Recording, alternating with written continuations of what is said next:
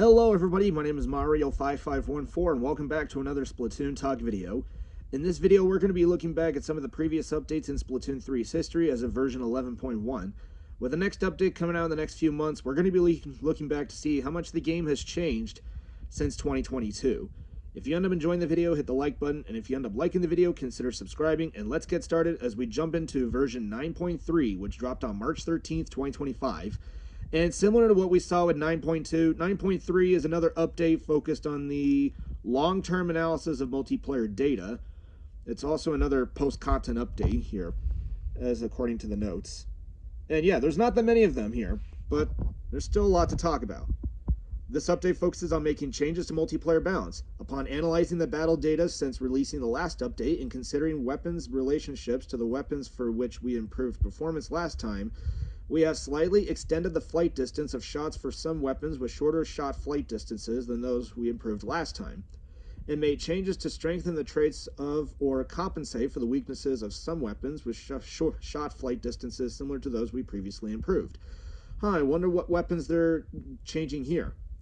Regarding the Sniper Raider 5H, 5B, Mint Decavitator, and Charcoal Decavitator, we made changes to slightly reduce the ability to maintain ink from a distance to give opponents wielding weapons with shorter shot flight distances more time to counter.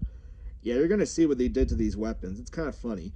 For the Trizooka, we have maintained its trait as a special weapon capable of turning the tables if used well, while simultaneously making it easier to counter by shortening the time that players on the opposing team must be wary of the Trizooka and reducing cases where such players are defeated due to accumulated damage despite taking evasive actions. Yeah, you're going to see what they did to the special, and yeah, it's kind of sad. Additionally, for Tricolor Turf War, we have adjusted the arrangement of certain stages that have significant statistical leading in the win ratio for the attacking teams or defending team. It's kind of crazy they're adjusting that after the Grand Festival came to a close like 3 to 6 months ago. The next update will focus on changes to the balance of battles based on long-term analysis of battle data. Nintendo. Alright, with that being said, let's jump in and see what they gave us here. And we jump straight into the patch notes, which is kind of crazy, or it's kind of funny. And yeah, remember the 3% shot speed and range buff we gave Splattershot last time? Yeah, we found out who they gave it to.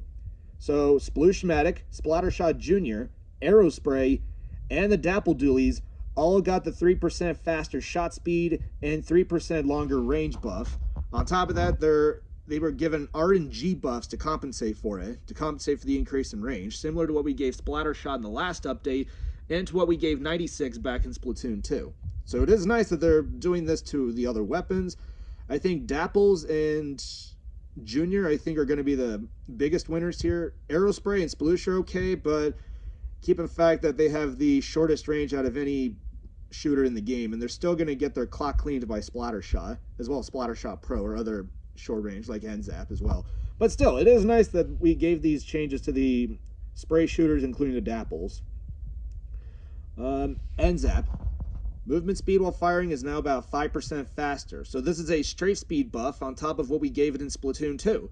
So originally its strafe speed was 0.084 units. Now it was at 0.088 units. So Zap is now going to be strafing a lot faster. And this is only when you're firing, since it's already a lightweight weapon.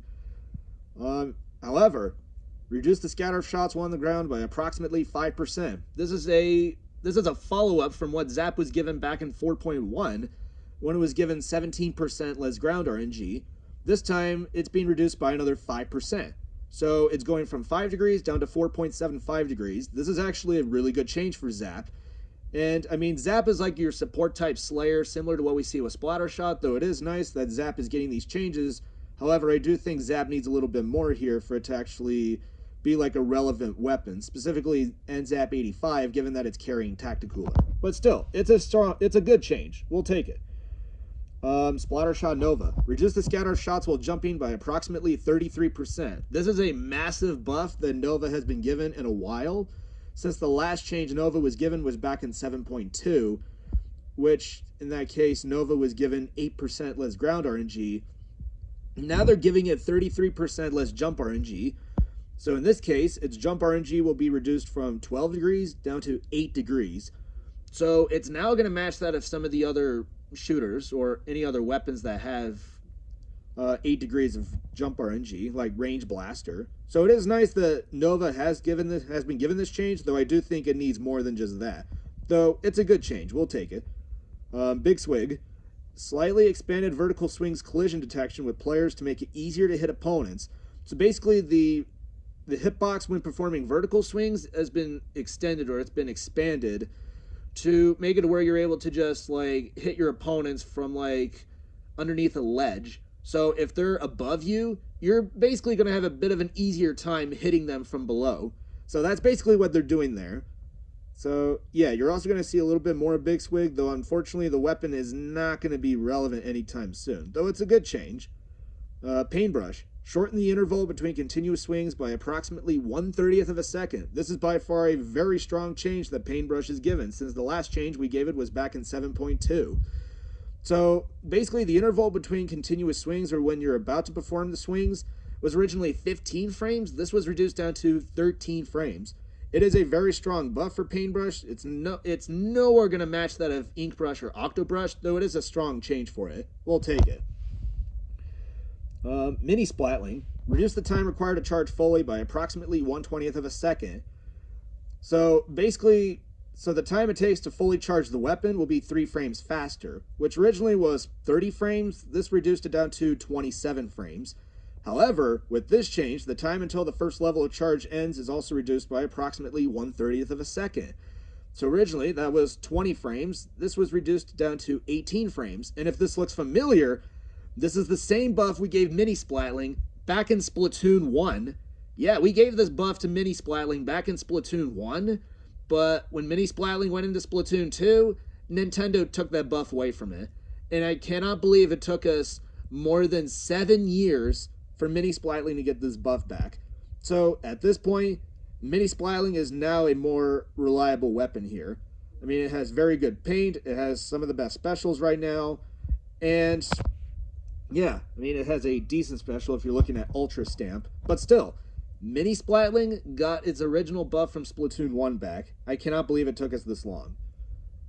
Heavy Splatling, increased firing duration by approximately 11%. This is the first time since Splatoon 2 that Heavy Splatling has been given a buff.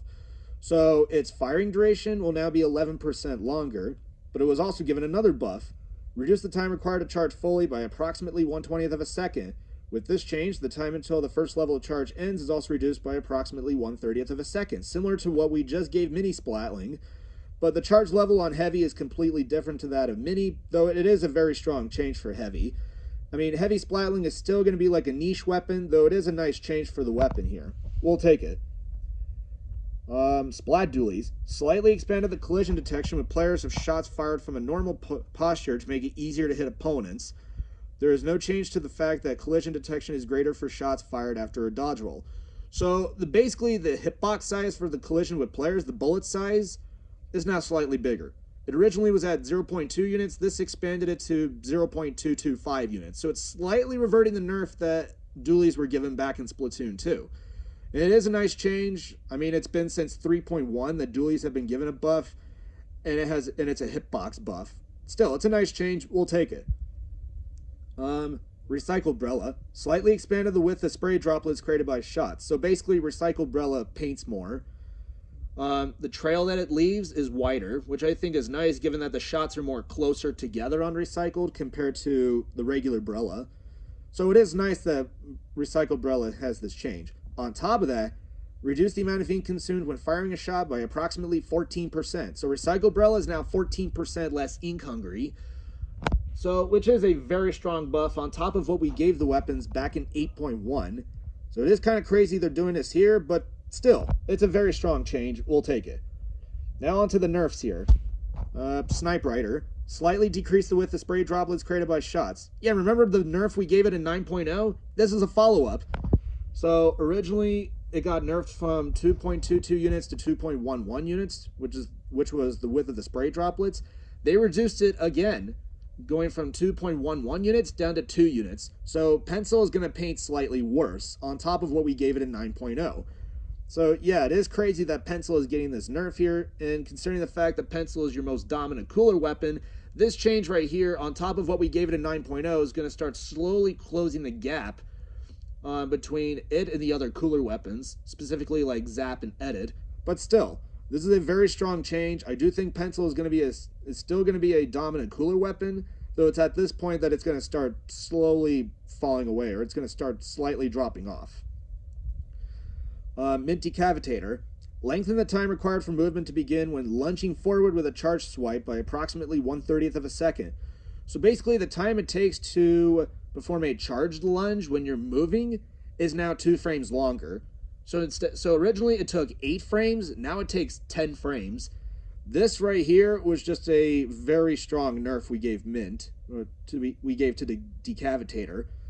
I mean, it's still a broken weapon, though you do have a bit of a time to actually, counter it or, get out of the way or dodge it, that kind of thing.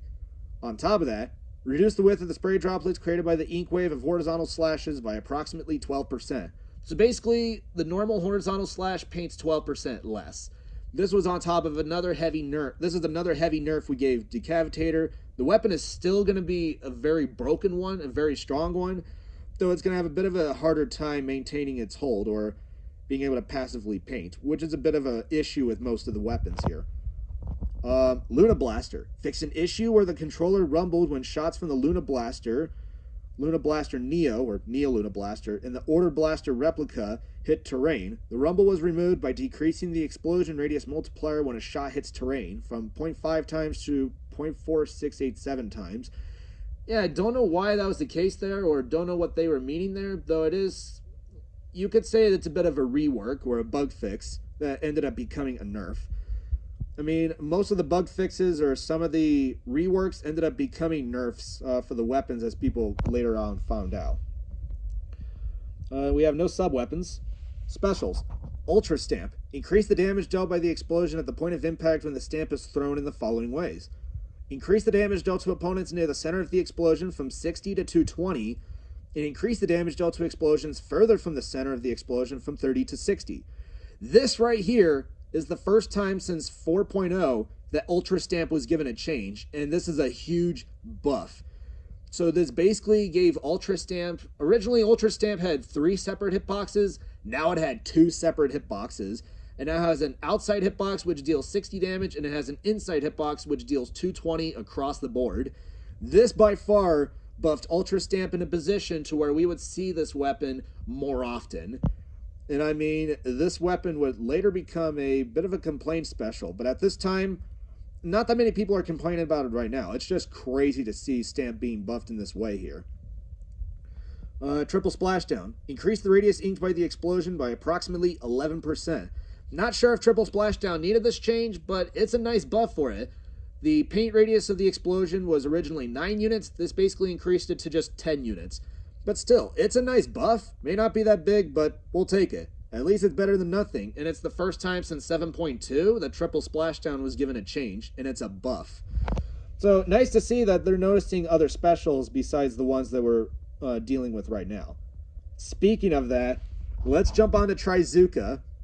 For the explosion at the point of impact, reduce the damage dealt to the explosions further from the center of the explosion to 35. The damage dealt to the opponents near the center of the explosion remains 53. So originally, Trizooka had 2 separate hitboxes. It had a direct, which dealt 220, and then it had a massive blast radius, which was 4 units, that dealt 53 damage. This change right here shortened its 53 damage radius from 4 units down to 2.5 units, and it had an outside hitbox, which was 4 units, and it dealt 35 damage. Yeah. And keep in mind, I will be making another video, a separate video, talking about Trizooka, because this right here is the most dumbest decision we have ever made for Trizooka. I mean, the one thing that Trizooka struggled with was its consistency, and this right here basically killed it. We fixed it in 4.1, but then we killed it off here. So unfortunately, Trizooka has dropped off at this point. But on top of that, they decided to nerf it even further. Shorten the duration by approximately half a second when not equipping the special power-up gear ability. The effect gained from equipping the maximum number of special power-up gear abilities will not change. This by far ended Trizooka's reign and basically made a lot of the Zuka weapons drop off, like Shot and Squeezer. This by far hit Squeezer the hardest, given that the weapon was still reeling from the nerfs it got in 9.0, and this aggravated it even more. Splatter Shot somehow came out in one piece, but from here on out, people would realize that this special was just toast. Yeah. I will be making a separate video talking about Zuka, because there's a lot I have to talk about for it. And points for special changes, there's a decent sized list here, only a few of them. Octobrush will get Zipcaster at 190, which is nice. And parries will get triple splashdown at 190, so the nerf it got in 7.0 is gone. Dowsers will get Killer Whale at 190, which is a good change for it. And the Recycled Brella Mach 2 will get triple splashdown at 190, another good change for it. And we also have two nerfs. S-Blast 91 will get Booyah Bomb at 200. It's kind of nice and kind of relevant given that it's been one of the most popular AoE weapons since 9.0 when Range Blaster dropped off. So they're really toning back its power to where it's not going to be as oppressive, though it will still be a powerful AoE weapon. And Snipe Rider will get cooler at 220p. Yeah, this makes weapon number 3 to reach 220p and will join Sloshing Machine and Squeezer. So I think after the update dropped, people realized that the meta would start to shift here, and your top tiers consist of like Slosher and S-Blast. Pencil was still considered a top tier. A lot of people would see Pencil being more toned back here, especially with the paint nerfs it's been given, as well as given plus 10 points for special from 210 to 220. People would think that Pencil would be fine at this moment, and it is fine. And a lot of people have said that anything beyond the nerfs we've given it as of 9.3 will just feel like overkill. But still, Pencil would still be considered a top-tier cooler weapon, or top tier in general.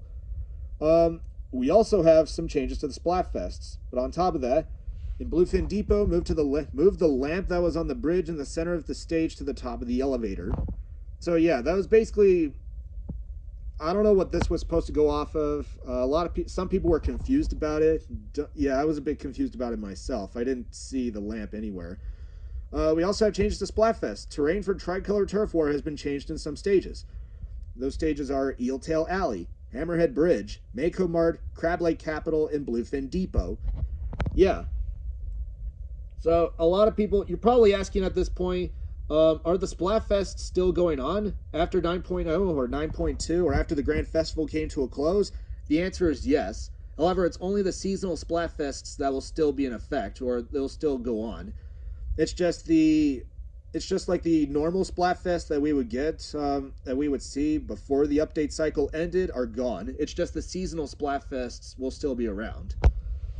We also have some bug fixes here to the player controls, as well as to fixes to multiplayer. And that's it. That is version 9.3.